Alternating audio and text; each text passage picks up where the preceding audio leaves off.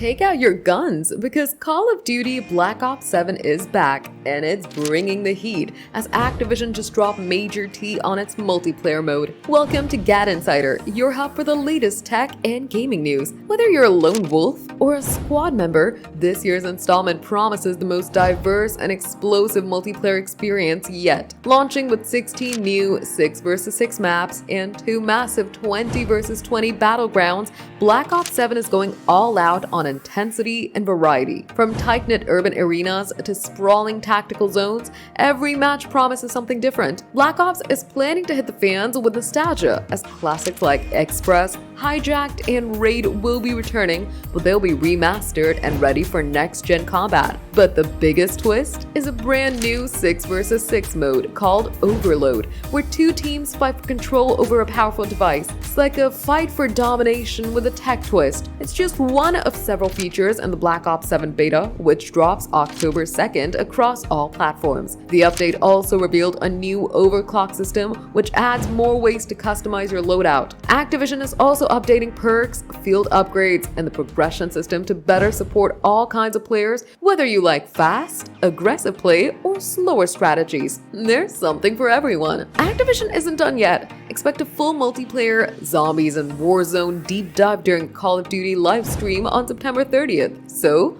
mark your calendars because Call of Duty Black Ops 7 is coming on November 14th on PC, PS4, PS5, Xbox One, and Xbox Series XS. With these kind of updates, the battlefield's about to get wild. Are you waiting for the game? Let us know in the comments. And if you liked the video, give it a thumbs up, subscribe to GadInsider, and don't forget to hit the bell icon so you never miss any tech update.